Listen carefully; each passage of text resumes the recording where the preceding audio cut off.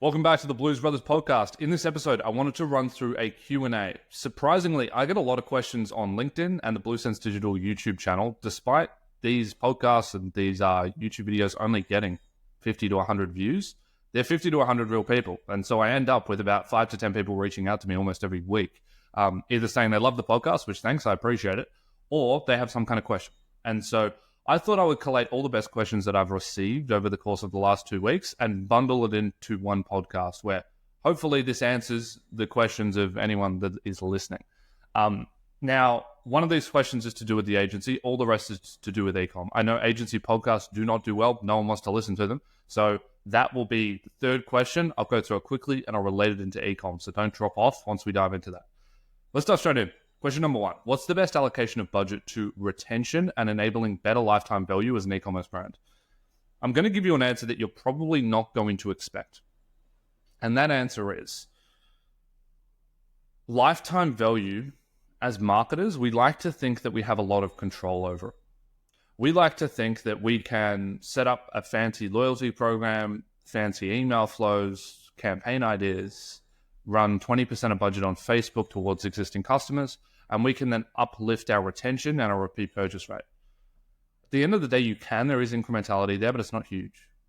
Lifetime value is generally baked into the merchandising of the brand.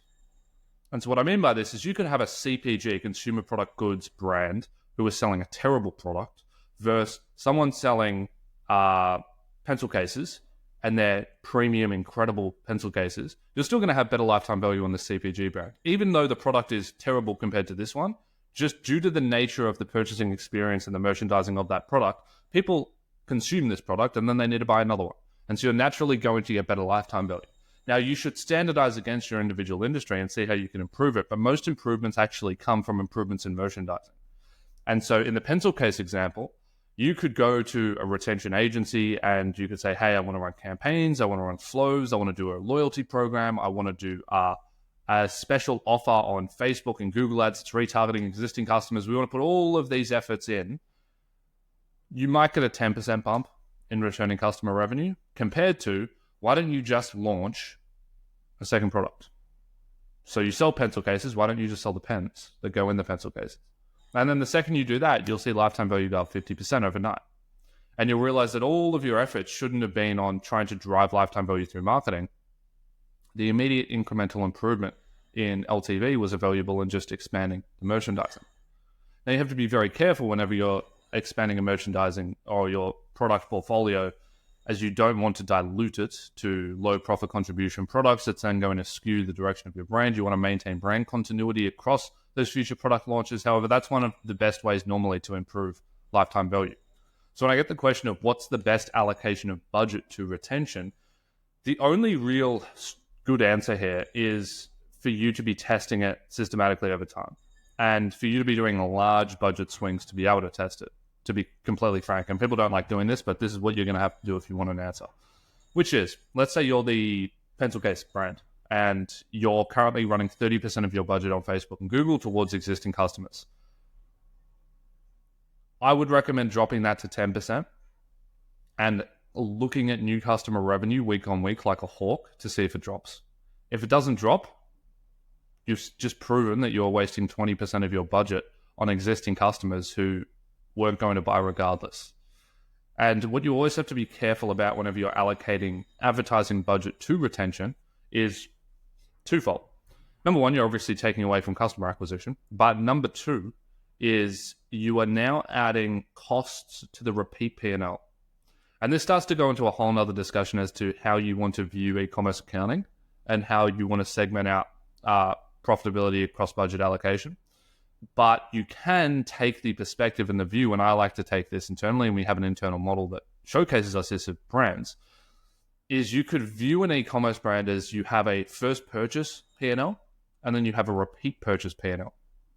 And so your first purchase P&L is all your revenue just from new customers, and your costs are all of the associated variable costs plus direct marketing expenses to acquire those customers. So if you're spending $100,000 a month, but only 70% is going to acquisition, you would put 70% of the advertising budget. And then operating expenses is the tough one to split. So you can normally just leave that out and go to contribution margin 3. And then you look at the repeat P&L. And so you have repeat purchasing revenue, all the associated variable costs, and then 30% of marketing. And then you can look at how profitable both of these different cohorts are that are summing to make the actual revenue of the business.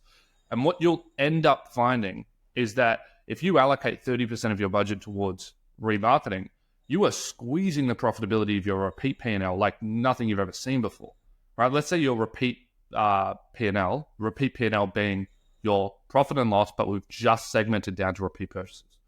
Let's say that's driving you $50,000 in profit contribution per month.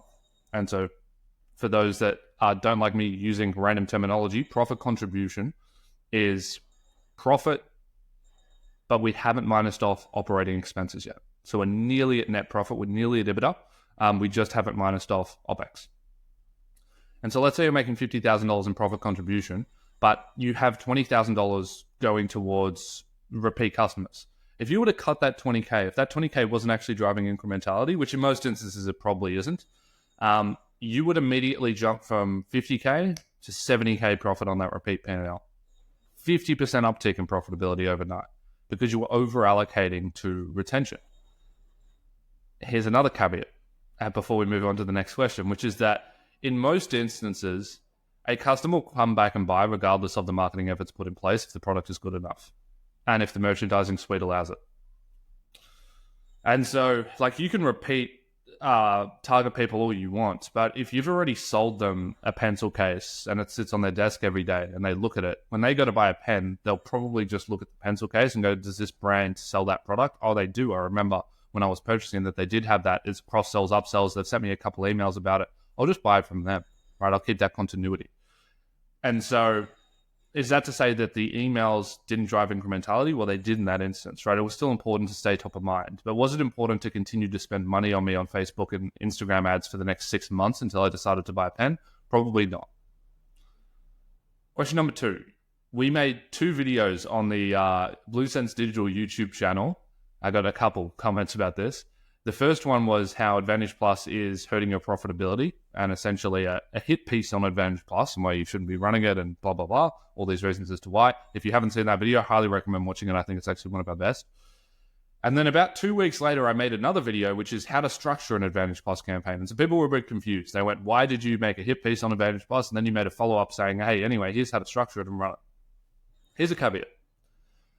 And this applies to any campaign type really, but predominantly Advantage Plus and Performance Max now, which is the fact that Advantage Plus does ruin your profitability. It does, and there's multiple reasons as to why, and we go through that in that video. Default conversion goal is maximize conversion, so it's not splitting budgets effectively across profit contribution. In there, we also have about how it heavily retargets existing high-intent customers, and so you're not really getting much prospecting in there unless you put some measures in place, et cetera, et cetera. So there's a bunch of things that are wrong with Advantage Plus that if you were for no better word, a rookie advertiser, and you went in and just clicked create, dumped some creatives in, and said, yes, that's all good, you would be hurting your profitability. Your P&L would genuinely worsen from doing that. However, that's not to say that you can't run Advantage Plus and make it work for your P&L. That's not to say you can't run Performance Max and make it work for your P&L. You just have to structure these things correctly and firstly understand everything when it comes to why they're hurting your profitability. If you can first acknowledge, and that's why we put those videos out in that sequence, was first acknowledge that Advantage Plus is hurting your P&L. There's a bunch of incentive structures within that campaign type that are destroying the profit contribution of your brand. However, now that we understand those and we understand the mechanisms, here's how you can structure it to prevent that from happening. And so it's first being able to identify what's wrong, and then you can structure accordingly. And so that follow-up video went into exactly how to structure based on profit contribution categories, segmenting at an Advantage Plus level, making sure that you're running dedicated retargeting to suppress retargeting within the campaign, having audience exclusions and suppressions, the list goes on. So we went through all of these measures that you need to put in place, and then Advantage Plus works really well. Really well. So run it, absolutely run it. But make sure that everything else is in place. And if you're this is where people get really burned because they're rookies when it comes to running Facebook and Google ads, and so they just throw default campaigns up and have no conceptualization of what's actually happening. And then they wonder why their P&L is sitting at $0. And I want to stress, like, D2C e-commerce is a very difficult space. People think that people just make e-com brands and then print money. It's not true. Like, of the audits that I've done this month, and I've done probably 14 to 15, and we're about 15 to 16 days into the month, 80% of those brands don't make money. The 20% that do are probably rolling at 15 to maximum 20% EBITDA and haven't really scaled in the last 6 months. And so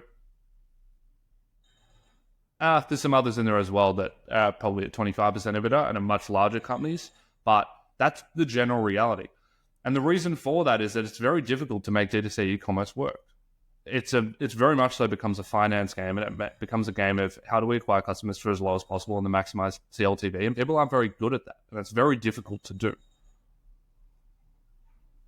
And so just making sure that you understand the incentive structure of these individual campaign types and structuring accordingly is important. So is advantage cost bad? Yes. But can you make it work if you structure right? Yes. The next question, and this is where I think we're going to lose people, average view duration on these podcasts is 11 minutes. We're at the 11-minute mark, and we're about to touch on a topic that people hate and gets the worst views across all the podcasts. So please don't drop off and prove me wrong here. Question is, how did Blue Sense Digital grow so fast with having no agency experience prior? And so to provide some context to that question that I got, Sebastian and myself, the co-founders of Blue Sense, we had never worked in an agency before. In fact, this is going to sound crazy, but when we started Blue Sense, I didn't even know what an agency was. I'd never heard the term agency. I didn't even know what it was. I just said, I really like running Google and Facebook ads for my own e-commerce brands. I hate everything else. Can we just do that for other people? Is that a thing? And then we went out and we tried to tell people, hey, Nathan has spent hundreds of thousands of dollars of his own money on Facebook and Google ads very profitably. Can we do this for you? And then slowly over time, we figured out how to get a client. And then the company grew from there. And we very quickly pivoted into heavy operational and financial focuses within paid media, as it became pretty evident pretty quickly that the gap in growing most e-commerce businesses is not in scaling an ad account, it's in scaling the business. And so we very much see Blue Sense now as not a scaling paid media or scaling ad account business like everyone else is here in Australia. We scale e-commerce companies. We scale businesses. And we do that through aligning financial operations with paid marketing. The list goes on. Anyway, how do we grow so fast? I truly believe, and this has changed over time. At the start, I believe that we grew so fast because of our obsession with service delivery. We were obsessed. And the reason why we were obsessed is pretty obvious. You can't lose clients or you don't grow. Sounds pretty simple, but if your business model is reliant on retention and you don't retain, good luck. And so in the early days, when me and Seb had one client, then two, then three, then four, and it was just us, and then five, and then six, and then seven, it was, if we lose one, because we're acquiring customers so slowly and there's so much effort going into acquiring each one of these clients, we're taking such a huge step back that the focus should absolutely be on how do we get more clients, but the focus more so should be on how do we retain these clients and make them believe that we're the best in the entire industry. And so that's what we focused on. We have we implemented dedicated Slack channels, update videos, daily update messages in Slack. We built out reporting and dashboards. We had check-in calls with very strict agendas. We had notes prepped before. We had agenda sent in. The SOPs just grew and grew and grew and grew and grew around SDS to make sure that we had the best service delivery possible. And then as an extension, that was in account management. So we became incredible, to be completely honest, at managing accounts, managing any escalations, and the list goes on, but also technically, the actual technical output. And now these days, I believe that isn't really the case in terms of, I don't think that's the reason why we have still such incredible retention and why we're continuing to grow. I think it's because of the actual results that we drive.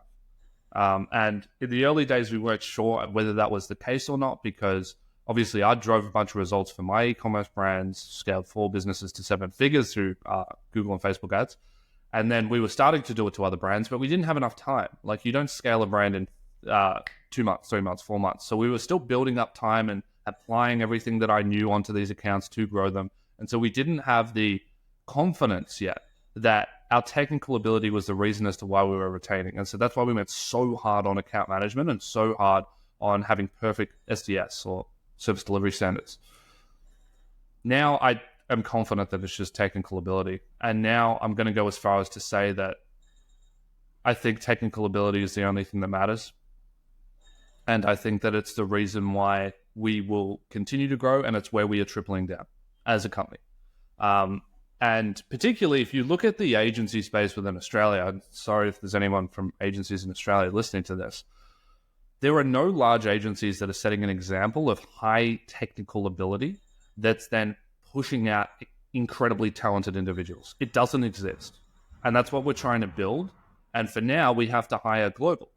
It's very hard to hire in Australia. We do hire in Australia. And if you're in Australia and you think you're a fantastic performance marketer, please reach out to me. However, it's very, very tough because there is no training vehicle within Australia that is pumping out incredibly talented e-commerce operators that know how to scale marketing. Doesn't exist. And so we're creating this. Now, the lucky thing is that there's a bunch of agencies that do this international. And so they're really who we hold ourselves standard to. And so when we're looking at how good do we need to be technically, we don't look around in Australia and go, okay, this is where they are and they're a $30 million agency, so that's where we should be in terms of service delivery, and let's just crank sales. It's no, let's look at the best in the absolute world, and that's the bar, and we need to get there. And I think that will always win in the long term, because bad word of mouth will crush a business incredibly quickly, just like good word of mouth will grow a business exponentially. And so if you actually know what you're doing and you can actually drive results, you will win on a long enough time horizon. You don't even need a sales team. Like, you'll just win because you don't lose clients, and then you continue to get referrals. And so your growth is forced upon you if you provide incredible value to the market. And so how did Blue Sense Digital grow so fast? We have had an immense focus for the last 3.5 years on technical upskilling and becoming some of the best e-commerce operators in the country through our existing client database, as well as continued educational learning internally. Number 4, what are your thoughts on TikTok? This is going to be a quick one. Probably don't run it unless you're an enterprise brand. Reason being is it demands, it doesn't require, it demands huge creative volumes. And most small e-commerce brands, they don't create creative in enough volume to be able to sustain scaling on TikTok.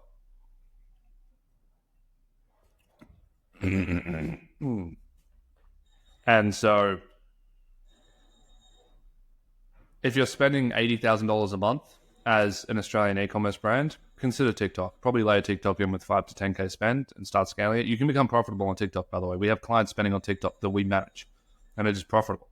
And we scale it month on month. It's just that we're lucky enough that those particular businesses, the founder loves creating content. And so we can brief in content, and every week we have 3 to 4 new pieces that we can test. And so it allows us to quickly iterate and scale. But without that, it's very, very difficult to scale TikTok, for example, off stills. I know people do it, and there's always going to be someone out there, and there'll be a YouTube video that'll say how I scaled off stills on TikTok. But as a generalization, your efforts are better focused on Meta and Google. Number 5, I get asked this a lot. Will you build a course? I've been asked this probably 50 times. No. Next. No plan on building a course. We'll build a community one day for smaller e-commerce owners and operators that we can't service due to just their revenue being too low. I think that would be a fantastic idea. And it would be relatively low cost, and it would obviously give everyone access to myself and then other fantastic talent within Blue Sense who can facilitate community calls, etc. But it's not something we're focusing on. We continue to focus on continued upskilling in-house on e-commerce technical ability and continuing to improve the agency. So no, but that is on the time horizon for maybe 6 to 12 months from now. Number 6, what are your thoughts on server-side tracking? Server-side tracking is an interesting one. So there's a bunch of software solutions at the moment that enable better server-side tracking and I won't go into the technical nuances of how this works. And if you want to know how server-side tracking works, literally just Google how does server-side tracking work, meta ads, or something like that, and you'll get some videos on it. Does it work? Yes, it should theoretically work. How trackable is it? Very untrackable. It's funny, right? Where server-side tracking, the whole point in it is your tracking isn't good. And so our app will improve your tracking. However, I can't even track the delta and improvement after we implement server-side tracking. So, like, what is going on here? And the reason why I say that is that the incremental value in having server-side tracking and a third-party tool here is so that you can measure the improvement in efficiency and performance at an account level or at a business level to then identify whether that investment was worth it. I have seen no real incremental difference after implementing server-side tracking on a bunch of brands. And maybe it's because it's very small. Maybe it makes a 1% difference or a 2% difference. And I do agree that the quality of the data that you feed into Facebook and Google is critically important. Critical. And a lot of my audits are focused on this. If you've ever had an audit on your back-end Google and Facebook ad accounts from me, I spend like 10 minutes talking about this, which is campaigns use historical conversion data to create models off that data based on all the psychographic data points of those individual users that were tracked to convert, and then uses that as a predictor of bid adjustments moving forward in time on Google or how aggressively they want to bid at auction on Facebook. And so that is fundamentally how these machine learning models work at an individual campaign level. And so a lot of the recommendations and the structures that we do internally are based around that concept. But the fact that server-side tracking could enable more conversions to be tracked, so you'd have more accurate modeling because you'd have larger statistical relevancy in the data set. And then in addition to that, you can filter out bad conversions, so you only have good conversions pushing through, and you can segment by new customers versus returning. Fantastic, right? You could feed in just the best quality data. Still haven't seen it really provide any incremental value. But once again, maybe it's 1 to 2%. There is a cool feature, which is you can pull in... you can fire the pixel dependent on new customer type or returning customer type. And so you can get a bit of an idea and platform of where returning customers are getting attributed and where existing customers are getting attributed. And you can start to identify and better analyze, oh, Advantage Plus is actually heavy returning customers. Okay, if we want to improve prospecting, we should probably do X. So it does actually facilitate better decision making, given that it's providing you with insights at that level. But server-side tracking just for better tracking, I don't know. Do it, try it, see if you get results, reach out to me if you do, but we haven't seen anything huge. And if there has been improvements, it's been single percentages.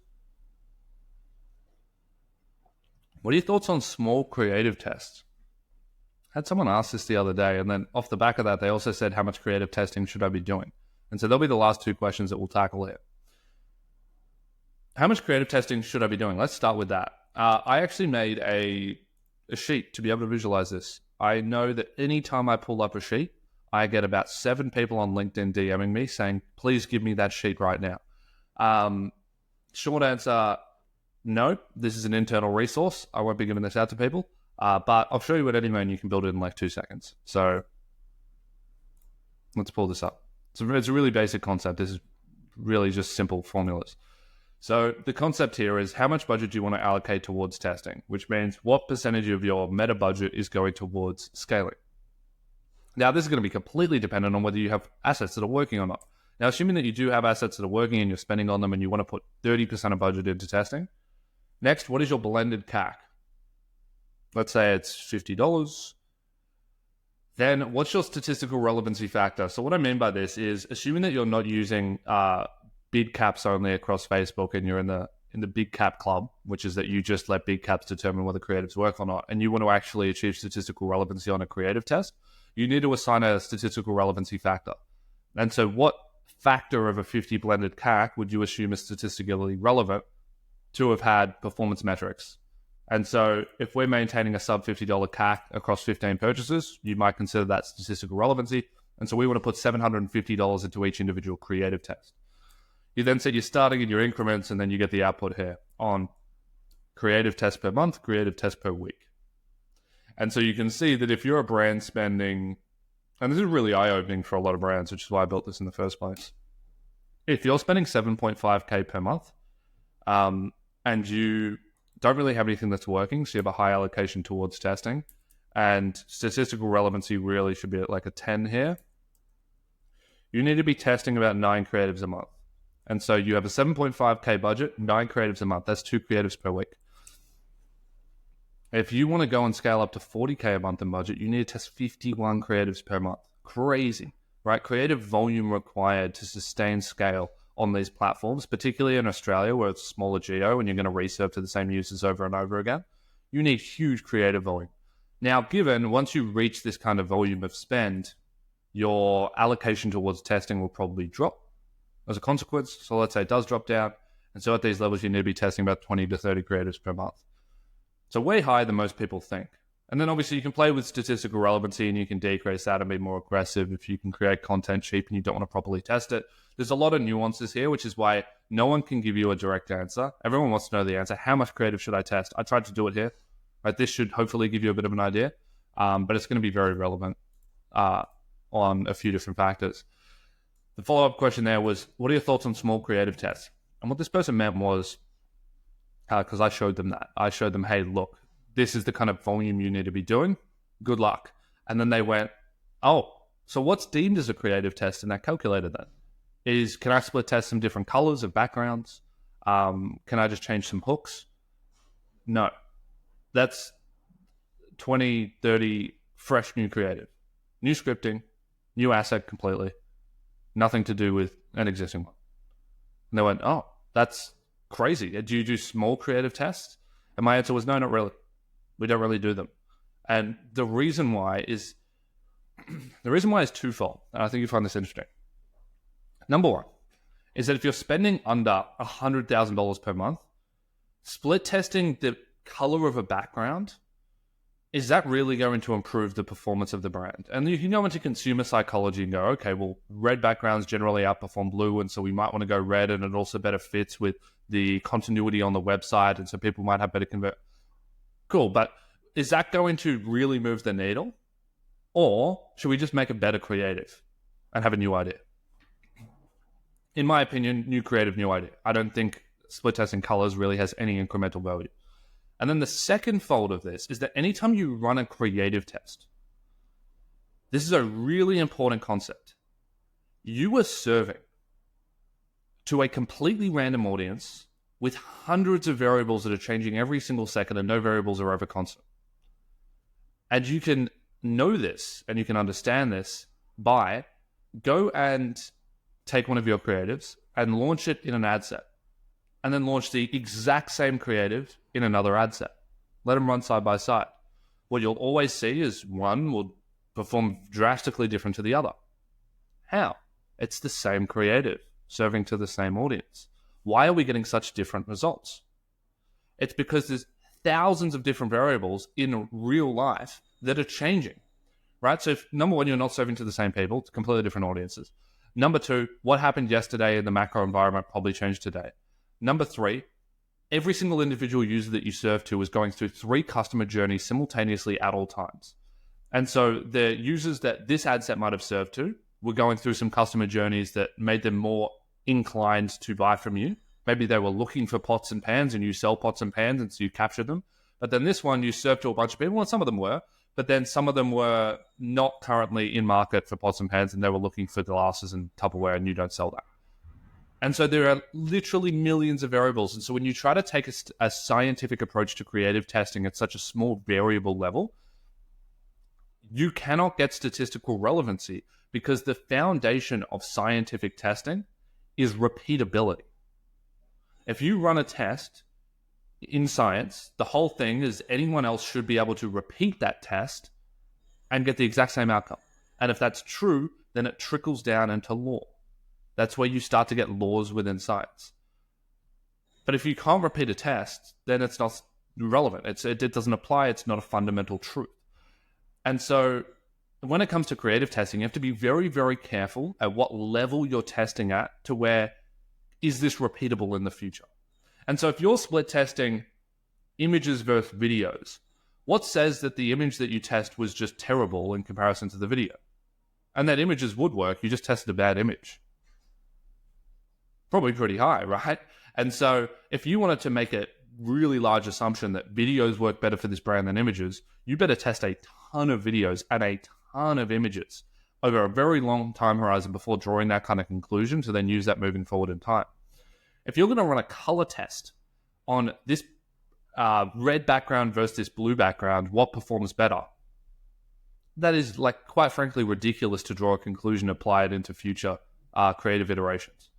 Because once again, you can take the same creative, run it side by side, and you will get drastically different results. And so what I would recommend is run the red versus blue. If you're running different colored backgrounds or doing this small creative test at the moment, take those creatives, run the test, and then wait a week and run the test again. And then wait a week and run the test again. Every single time you'll get a different result. So why are we drawing conclusions from the first one if we know it'll never carry into the future?